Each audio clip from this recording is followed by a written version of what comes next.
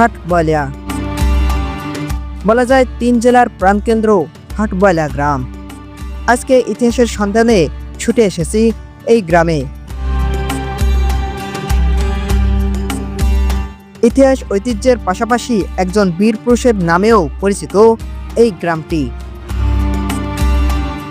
বন্ধুরা, এই ভিডিওতে গ্রামের খুঁটিনাটি বিষয় তো থাকবেই, সেই সাথে থাকবে হাটবয়লা গ্রামের অজানা ইতিহাস।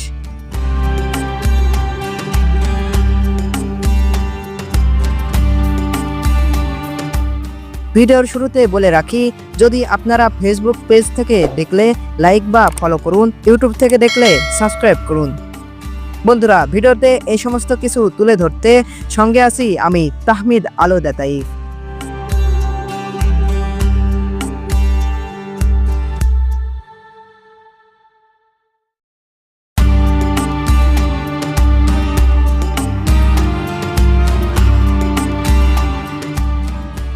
এই গ্রামটি চুয়াডাঙ্গা জেলার আলমডাঙ্গা উপজেলার ভাঙ্গুড়া ইউনিয়নের পশ্চিম দিকের শেষ প্রান্তে অবস্থিত।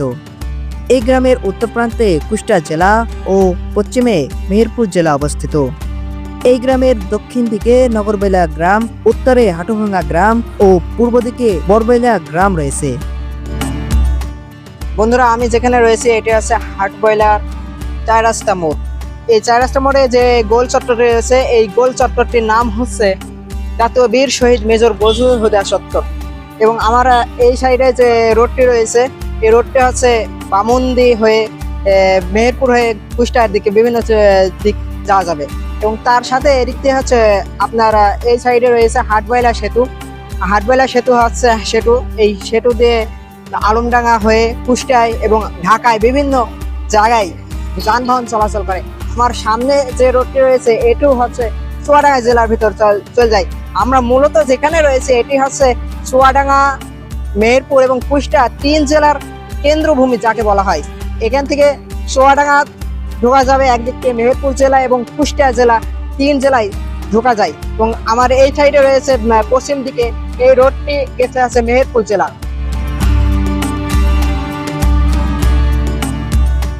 প্রাচীনকালে ব্যবসায়ের কারণে খুব প্রসিদ্ধ ছিল হাটবয়লা বাজারটি। শোনা যায় ব্রিটিশ আমলের অনেক আগে থেকেই নাকি আখের গুড়ের সমাহার ছিল। এইখান থেকে আখের গুড় রপ্তানি করা হতো দেশের বিভিন্ন প্রান্তে। আখের গুড় স্বাধীনতা পরবর্তীতে একটা প্রসার ঘটে। আখের গুড়ের এটা প্রতিষ্ঠা করেন কে? মানে প্রতিষ্ঠিত হয় এখানে যারা ব্যবসায়িক ছিল তারা মূলত শুরু করছিল ইলিয়াস মিয়া, মহাবুল মিয়া, এরা শুরু করছিল। এরপরে ওই পাশে আছে হায়দার ব্যাপারী। এই যতগুলা বড় বড় মহাজন ছিল প্রত্যেকেই গুড়ের ব্যবসা করত। এই আখের গুড়ের ব্যবসা শুরু করেছিলেন অনেকে, তবে কে প্রথমে এই গুড়ের ব্যবসা শুরু করেছিলেন এই বিষয়ে সঠিকভাবে কিছুই জানা যায়নি।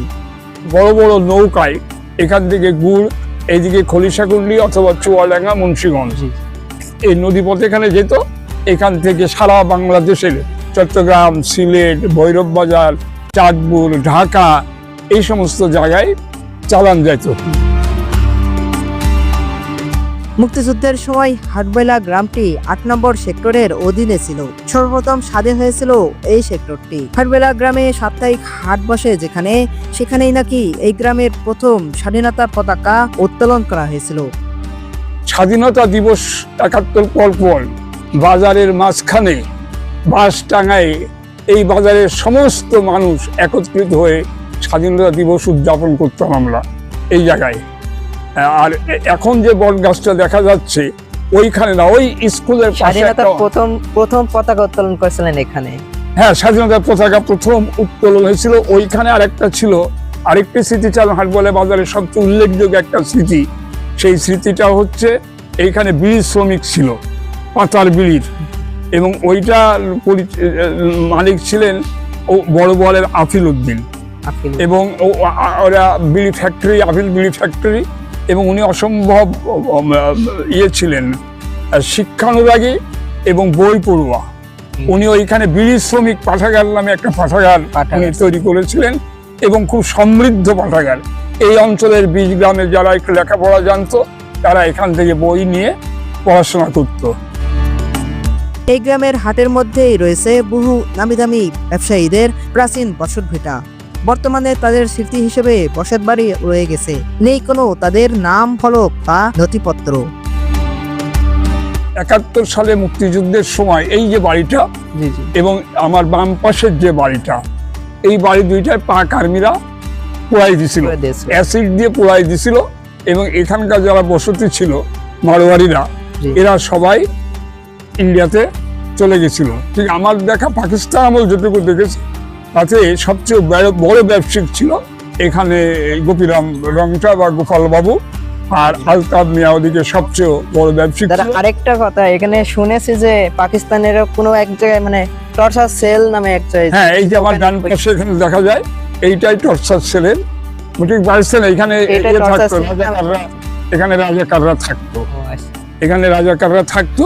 এবং ওই দোতলা আছে, দোতলায় ওদের থাকার জায়গা ছিল। মাঝে মধ্যে রাজাকার বিভিন্ন জায়গা থেকে আসতো এবং ইয়ে করতো। এই পুরা বাড়িটাই পাক আর্মিদের দখলে ছিল, পুরা বাড়িটা। একসময় শুধুমাত্র হাটের দিনই সবাই সদাই পাটি করত। এখন যুগের পরিবর্তনের সড়কের প্রতিটি মোড়ে মোড়ে দোকানপাট হওয়ায় গ্রামেও শহরের মতো সুযোগ সুবিধা পাওয়া যায়। তারপরেও সাপ্তাহিক হাটের গুরুত্ব রয়ে গেছে এখনো অনেক জিনিসপত্র এমন আছে যেগুলো হাটের দিন ছাড়া সহজে পাওয়া যায় না। তবে আধুনিকতার ছোঁয়া লাগার কারণে একসময় হয়তো হারিয়ে যাবে ঐতিহ্যবাহী এই সাপ্তাহিক হাটগুলো।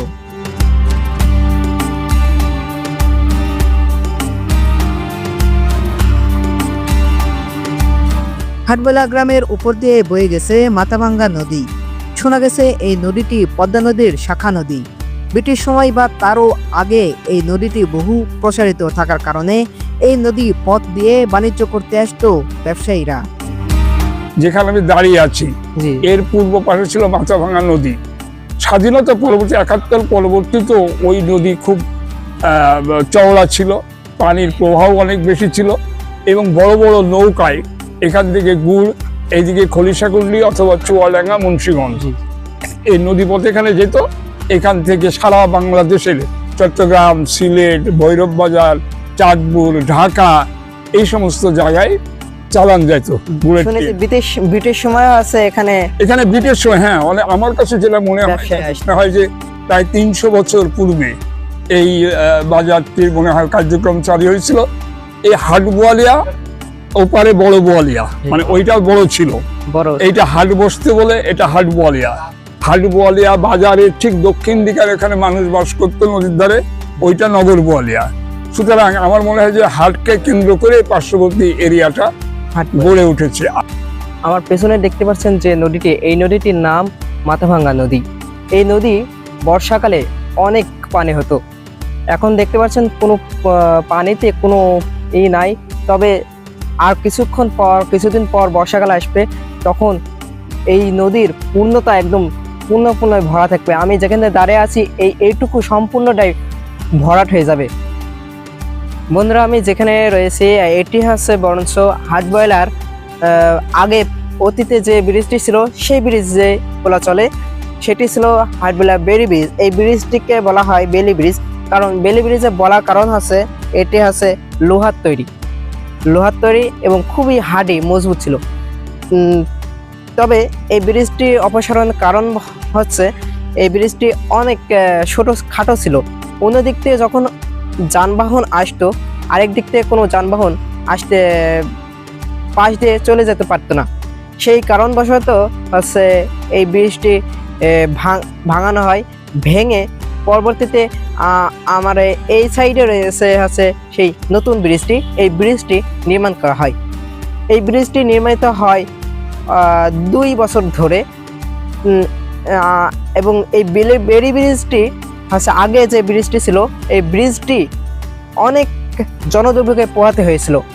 কারণ বলি আপনাদের, যখন অনেক অন্য দিক থেকে যানবাহন আসতো, একসময় দেখা গেছে স্টিলের ইস্পাত ভারী যানবাহনের কারণে ভেঙে গিয়েছে। অনেক সময় এটাও দেখেছি। হাটবেলা ও বড়বেলা গ্রামকে বিভক্ত করেছে এই নদীটি। এই বড়বেলা গ্রামের আবার সপ্তাহে একদিন পশু হাট বসে। এই পশু হাটে আশেপাশে ও দূর দূরান্ত থেকে পশু নিয়ে আসে ক্রেতা বিক্রেতারা। বন্ধুরা, এখন আমি যাচ্ছি হাটবাইলার পশু হাট বাজার হাটের ভিতর। আপনাদের এখন দেখাবো হাটবাইলা পশু হাটটি। আমার সঙ্গে আছে কলিন ভাইয়া, তিনি দৈনিক মাথাভাঙ্গার সাংবাদিক এবং এবং টাইম টিভির সে স্টাফ রিপোর্টার। আমরা দুজনের সঙ্গে আছি, বর্তমানে অবস্থান করছি হাটবাইলা জেলা হাটবাইলা গ্রামের যে পশু হাটটি রয়েছে, পশু হাটে আমি অবস্থান করছি। এই পশু হাটটি হাটবাইলা ব্রিজটির সেতুর মুখেই, বরঞ্চ বড়বাইলা গ্রাম বলা চলে এটা। তারপরও এই হাটটি হাটবাইলা পশু হাট নামে অনেকেই চেনে।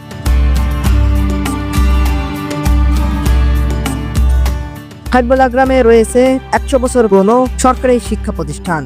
এটি প্রতিষ্ঠিত করেন ডাক্তার রেয়াজউদ্দিন আহমেদ।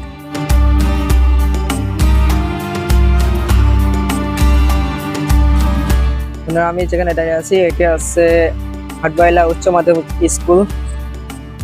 তার সামনে গেটের মূল যে ফটক গেটের, সে ফটকের মূল গেটের সামনে আমি দাঁড়িয়ে আছি। এই গেট দিয়ে প্রবেশ করা হয় স্কুলের মধ্যে। এটি মূলত যুদ্ধেরও অনেক আগে থেকেই এটি প্রতিষ্ঠিত হয়েছে। অত্র এলাকার যে হাটবাইলা এলাকার পুরা সুনামধন্য একটা স্কুল। এই স্কুল অতি প্রাচীন, 1925 সালে এটি প্রতিষ্ঠিত হয়। এটির সাথে অনেক এইখানকার এলাকার মানুষের খুব একটা স্মৃতি জড়িয়ে রয়েছে। এটি প্রতিষ্ঠিত করেন ডাক্তার রেয়াজউদ্দিন আহমেদ। আর সবচেয়ে বড় যিনি দায়িত্ব পালন করেছিলেন তিনি হচ্ছেন আমাদের ডক্টর রিয়াজউদ্দিন আহমেদ, যিনি প্রাদেশিক পরিষদের 1954 সালে নির্বাচিত সদস্য ছিলেন। এবং তিনি ওই স্কুলটাকে তিল করে গড়ে তুলেছে। যখন হিন্দুরা চলে যায় 1947 সালে ভাগের পরে, এখানে হিন্দুরা 2-1 বাদে সবাই চলে গেছিল, একটা শূন্যতা তৈরি হয়। আর হাটবাইলা হাই স্কুল একটা সময় সোনালী অধ্যায় ছিল আমাদের দেখার সময়। সেটা হচ্ছে 60, 70, 80 বা 90 দশক পর্যন্ত এখানে প্রচুর ছাত্রছাত্রী ছিল। যে সমস্ত ছাত্রছাত্রীরা আজকে বাংলাদেশ সহ সারা পৃথিবীতেই ছড়িয়ে ছিটিয়ে আছে, যারা জীবনে প্রতিষ্ঠিত, তারা মাঝে মাঝে স্কুল দেখতে আসে, স্কুলের স্মৃতিচারণ করে। স্কুলটি 1925 সাল থেকে যদি ধরি তাহলে 1924 সালের 30শে ডিসেম্বর 100 বছর পূর্তি হয়ে গেছে এবং 100 বছর পার করে কয়েক মাস হয়ে গেছে। এবং আমরা একটু উদ্যোগ নিয়েছিলাম যে হাটবাইলা হাই স্কুলের একটি 100বর্ষ উৎসব উদযাপন করি। আমি রিটায়ার্ড করেছি 2014 সালে। সুতরাং বলা যায় আমার রিটায়ারমেন্টও প্রায় 11-12 বছর হয়ে গেল। বন্ধুরা, আমি যেখানে দাঁড়িয়ে আছি এটি হচ্ছে সেই হাটবাইলা উচ্চ মাধ্যমিক বিদ্যালয়। এটি প্রতিষ্ঠিত হয় 1925 সালে এবং এটি বর্তমানে 2025 সালে এই বছরেই হচ্ছে 100 বছর পূর্তি, মানে 100 বছর পূর্ণ হয়েছে। এই স্কুল ঘিরে অনেক স্মৃতি জড়িয়ে আছে এখানকার মানুষের মধ্যে। 100 বছর পুরনো শিক্ষা প্রতিষ্ঠান ছাড়াও মোট 6টি শিক্ষা প্রতিষ্ঠান রয়েছে এই গ্রামে। এর মধ্যে 3টি সরকারি প্রতিষ্ঠান ও 3টি বেসরকারি প্রতিষ্ঠান। প্রতিষ্ঠানগুলো বেসরকারি বা সরকারি হলেও খুবই উন্নত এখানকার শিক্ষার মান। সে সাথে রয়েছে খেলাধুলার জন্য বিশাল একটি খেলার মাঠ। শিক্ষা প্রতিষ্ঠানের পাশাপাশিও রয়েছে এই গ্রামের নিজস্ব একটি স্বাস্থ্য কেন্দ্র।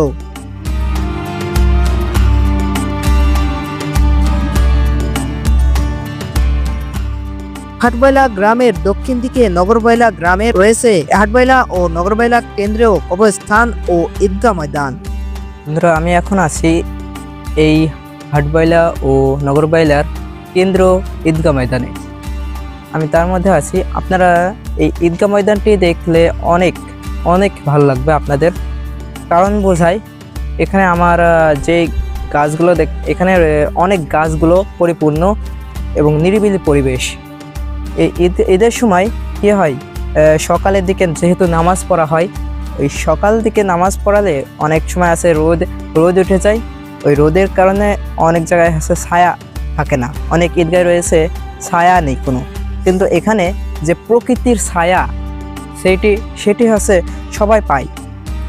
তাই ঠান্ডার সময়ও অনেক ভালো হয়, আবার গরমকালে তো অনেক সুন্দর। এবং এই গাছগুলো হচ্ছে আম গাছ এবং কাঁঠাল গাছ দিয়ে পরিপূর্ণ এই ঈদগাহ ময়দানে। এই ঈদগাহ ময়দানের ভিতরে রয়েছে একটি কল, টিউবওয়েল এবং অনেকগুলো কাঁঠাল গাছ রয়েছে। এবং সে দেখায় যে আমার কাঁঠালে অনেক জায়গায় হচ্ছে অনেক ঈদগাতে অনেক গাছগুলোতে হচ্ছে কাঁঠাল ধরেছে। এবং দেখতে পাচ্ছেন আমার পেছনে এই যে এই কাঁঠাল, এই কাঁঠাল, এই দেখেন কাঁঠাল ধরেছে। কাঁঠাল, যেহেতু কাঁঠালের সময় এখন হচ্ছে ঈদের গরমের সিজন, তাই গরমের সিজনে হচ্ছে আম কাঁঠাল ধরে, তাই এই সময়টা হচ্ছে ঈদগাহর গেট একটু বন্ধ করে রাখা হয়। এবং ঈদগাহটা হচ্ছে অনেক পুরনো এই ঈদগাহ ময়দান। এই ঈদগাহ ময়দানটি অনেক বছরের, তাই সবাই এইটা চেষ্টা করছে যে পুরনো থেকে এখন, যেহেতু আধুনিক সময়, আধুনিকের ছোঁয়া দিচ্ছে, এখানে চেষ্টা করছে ঈদগাহটি সংস্কার করার জন্য। এই যে এই ঈদগাহ ময়দানে এখান থেকে হচ্ছে নামাজ পরিচালনা করা হয়। এর পাশে রয়েছে আমার যে এই গেটটা প্রথমে দেখেছিলাম যে এই কবরস্থান দিয়ে এই গেটটি যাওয়া হয়, আর আমার এই পেছনে এই সাইডে এই গেটটি হচ্ছে মূল ফটক। এই গেটটি হচ্ছে মূল ফটক। এই দিক থেকে জনগণ হচ্ছে এখানকার গ্রামের মানুষজন এই দিক থেকে ঢোকে এবং এই সাইড দিয়ে বের হয়। এটা আমার কাছে অনেক সুন্দর লেগেছে, কারণ নবী করিম সাল্লাল্লাহু আলাইহি ওয়াসাল্লামের ওই হাদিসটা রয়েছে, ওই হাদিস অনুসারে কাজ পরিচালনা করা হচ্ছে। যেহেতু একদিক থেকে আমার এখানে অনেকগুলো কাজ কমপ্লিট হয়ে যাচ্ছে, একদিক থেকে যেহেতু ঈদের নামাজ কমপ্লিট হলো, অন্যদিক থেকে হচ্ছে কবর জিয়ারত, ঈদের নামাজের পর কবর জিয়ারত আছে, কবর জিয়ারতও করা হয়ে গেল। তাই আপনাদের আশা করি যদি আপনারা কেউ যদি এই যে হাটবয়লা গ্রামে আসতে পারেন, আশা করি অনেক ভালো লাগবে আপনাদের।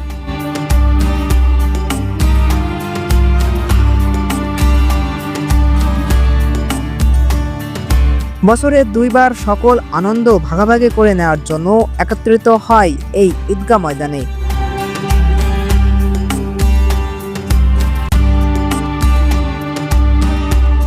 ঈদগাহ ময়দানের পাশে রয়েছে গ্রামের কেন্দ্র কবরস্থান। এই কবরস্থানেই শায়িত রয়েছেন 2 সূর্য সন্তান। আপনারা দেখতে পাচ্ছেন বন্ধুরা, আমার পেছনে যে কবরটি রয়েছে এটি সেই জাতীয় বীর শহীদ মেজর বজলুল হুদার কবর। বন্ধুরা দেখতে পাচ্ছেন এখানে জাতীয় বীর শহীদ মেজর বজলুল হুদার কবরের যে নাম ফলকটি রয়েছে, এখানে তার জীবনের সমস্ত কিছু ডিটেলস দেওয়া রয়েছে।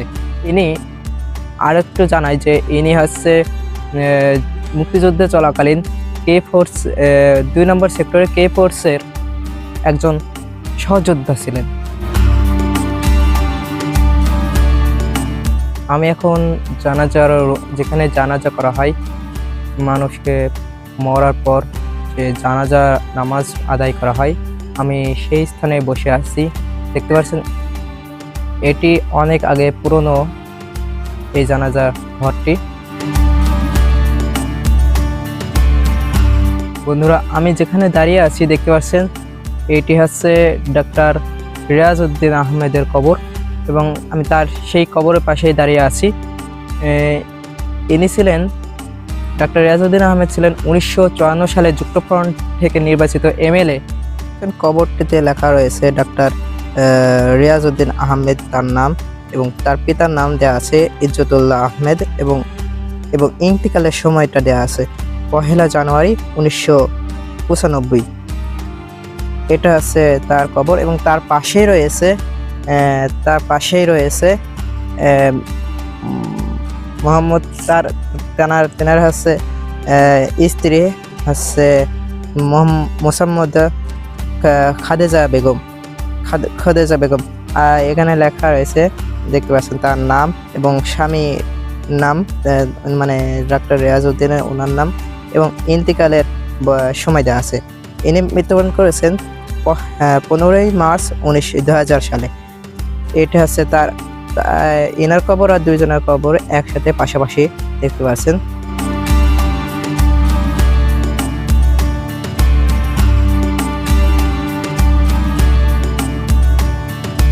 বন্ধুরা, আমার এই কবরস্থানটি আমার অনেক ভালো লেগেছে, কারণ বোঝায় আপনাদের, এখানে দেখতে পাচ্ছেন অনেকগুলা ফুলের গাছ রয়েছে।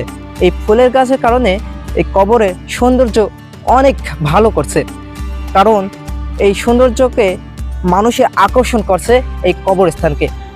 আমার মনে হয় এই কবরস্থানকে সৌন্দর্য করার জন্য সব কবরস্থানে, সমস্ত গ্রামের কবরস্থানে এরকমভাবে ফুলের গাছ দিয়ে সমস্ত সজ্জা করা, ফুলের গাছ দিয়ে সাজানো,